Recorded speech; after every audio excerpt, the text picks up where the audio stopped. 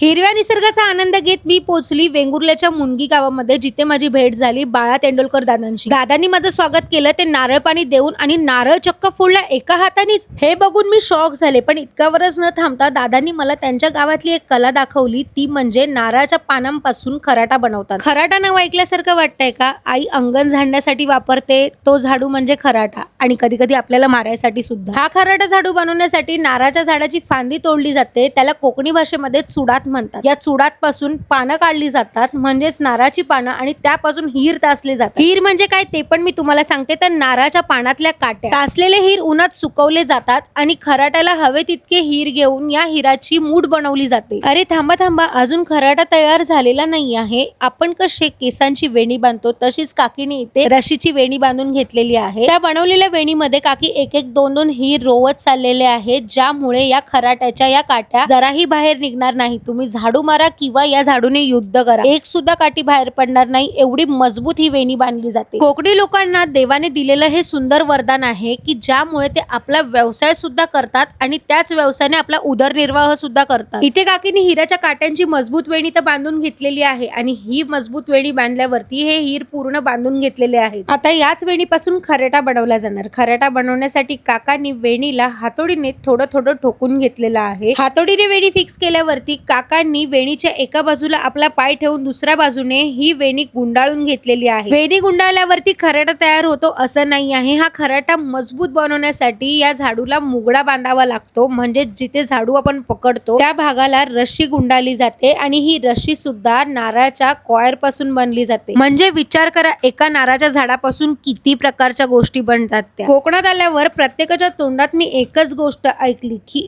एक अख्खा नारळाचा माड एक घर पोचतो. हे तर खरंच आहे, कारण की त्या नारळाच्या झाडापासून मिळणाऱ्या सगळ्याच गोष्टी खूप आवश्यक आहे. बाळादादांची ही तिसरी पिढी आहे जी हा व्यवसाय करते, आणि हा व्यवसाय फक्त त्यांच्यासाठी व्यवसायच नाहीये, ही त्यांची कला सुद्धा आहे जी त्यांच्या वाडवडिलांकडून त्यांना मिळाली. हिराच्या काट्याच्या वेणीपासून इथे झाडू तयार होतो हे तर तुम्ही पाहिलात, पण हा झाडू मजबूत करण्यासाठी जो मुगडा बनवला जातो ना, त्याला कॉयर वापरलं जातं, म्हणजेच नारळाची किशी. या किशीची रस्सी बनवली जाते आणि ही रस्सी या मुगड्याच्या बाजूने गुंडाळली जाते, जेणेकरून हा खराटा चांगला मजबूत होतो. हा खराटा झाडू बनवण्याची मेहनत बघितलात किती आहे, पण ही खरंच एक सुंदर कला पण आहे. म्हणजेच तुम्ही कोकणात कधी गेलात तर प्रत्येक घरामध्ये असा झाडू तर तुम्हाला दिसणारच. आणि मुंबईचा चाकरमानी गावावरून जेव्हा मुंबईला येतो तेव्हा मुंबईला येताना सुद्धा असाच झाडू घेऊन येतो आपलं घर स्वच्छ करण्यासाठी. एवढा मजबूत खराटा झाडू तुम्हालाही तुमच्या घरासाठी हवा असेल तर दिलेल्या नंबरवरती कॉल करून तुम्ही हा झाडू ऑर्डर करू शकता. जर तुम्हाला तुमचा व्यवसाय चालू करायचा असेल तर तुम्हाला होलसेल आणि रिटेल मध्ये सुद्धा इथे झाडू मिळतील. इथे आपला खराटा झाडू बनून तयार झालेला आहे. खरंच कोकणी माणूस खूप मेहनत करत आहे, आपण त्यांना साथ देणं खूप गरजेचं आहे.